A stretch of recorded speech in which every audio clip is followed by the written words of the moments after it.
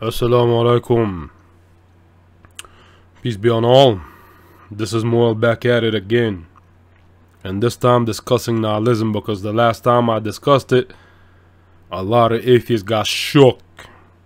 Because nihilism shakes a lot of atheists up, and I know this from experience. A lot of atheists get shook when I talk about nihilism because they don't like it.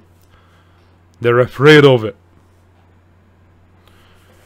So, here is something that I want to share, and it has a lot of nuance in it. And it requires a lot of contemplation, pondering, and reflecting. Especially someone who's philosophically savvy. So, if you're a philosophically literate atheist, don't even watch this because you won't get it. But yeah, nihilism is the fact of the matter under atheism, okay? And atheism entails nihilism, matter of fact.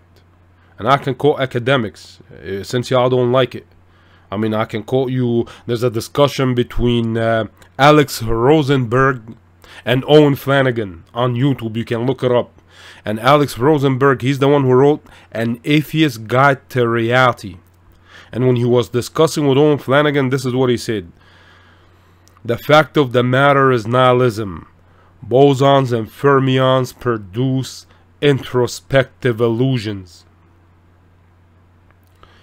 Then Owen Flanagan responded to him, and he said, it's a completely serendipitous fact you came to be anything at all.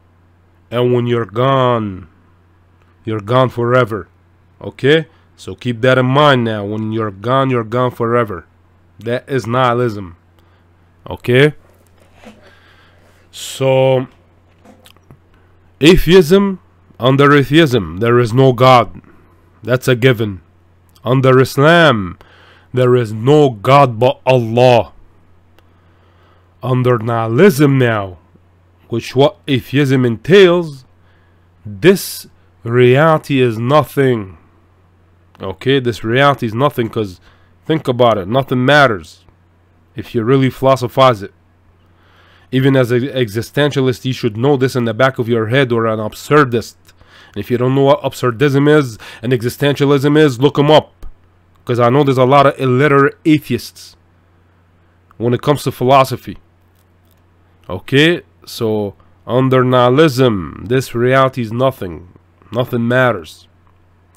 Under Islam, this reality is nothing compared to the hereafter. But this reality also matters. Okay? But it's nothing compared to the hereafter. So there's a difference. Because the hereafter is the final abode. It's the most important place. It's the final destination. Okay? In philosophy, every decision that you make in life, matter of fact, not just philosophy, comes with repercussions, consequences. So this is the reason I say Islam and nihilism are on completely opposite ends of the spectrum. You accept an Abrahamic God, you kill nihilism with ultimate accountability. You kill an Abrahamic God and nihilism emerges. I don't care if you're an existentialist or even a Buddhist trying to reach a state of Nirvana. When you're gone forever, and you won't even remember your past life if you are reincarnated. It all comes down to the blue pill and the red pill. You only have two choices from opposite ends of the spectrum. Anything else in between shows irrelevancy and a state of loss, confusion, and lack of philosophical understanding. You either accept nihilism as an atheist and stare into the abyss, or submission as a Muslim and see the divine reality. If nihilism is the fact of the matter, then all of this reality and existence are in vain. If Islam is the truth, then ultimate accountability awaits all of us, and God is swift in reckoning. Okay, so keep that in mind now. Now, which would you like to be confronted with the unpleasant truth, or be basically cushioned with comforting lies? Okay, what would you like to have? Comforting lies or unpleasant truths? The unpleasant truth sounds bad to the disbeliever, to the atheist, because they don't want this notion of a God who judges. Even Thomas Nagel says that in one of his books. He's a mesotheist. He doesn't like the idea of a God. Why should a God judge us based on these books? You know? Why should we believe in a... How egotistical are you? I mean, I don't care if you sound nice as an old man, and you know, Thomas Nagel sounds nice because he's an academic. A lot of these academics have made it. They have a good life. So it's easy for him not to show any ego, especially when he's discussing these things in front of an audience. You know what I mean? Perhaps put him in a bad situation, see how he acts. If you really want to test someone. And I'll tell you this right now, the prophets have been tested the most, and they never had an ego. Moses, Muhammad, Jesus, Abraham, Noah. Look at Noah. Over 950 years he kept warning his people, and they kept giving him a hard time. Same with Moses and the Israelites. Nonetheless, what I'm trying to get at now is not to go off on a tangent. Under atheism, there is no God. Under Islam, there is no God but Allah. What does that mean? No God but Allah. Because a lot of people don't get it. You see, the Quran talks about the one who has taken his deity based on his temptations. He has taken his deity as his ego, his temptation, what he desires. So he's now a slave to everything in this physical dimension. Even not a nihilist. You see, the nihilists say, there is nothing. I don't worship anything. But he's beguiling himself, because he will eventually worship something. He has no choice. Unless the ultimate freedom, as Schopenhauer stated, is to commit suicide. Did not choose this life, but you can choose to end it. So if you're really saying nihilism is the fact of the matter, nothing matters, okay, then why are you saying nihilism is the fact that it's a self-defeating statement? It does not provide coherence. You follow me? Just like atheism is contradictory, does not provide coherence, and agnosticism is just lousy. But nonetheless, as Muslims, we don't believe, we shouldn't worship anything. As Muslims, we only worship God. Like, obviously we rely on shelter and the necessities and the basics and the food, but who is the one who's like Abraham? Abraham said, the one who has given me life, and the one who can put me and basically take it away, bring death. It's all in the hands of God.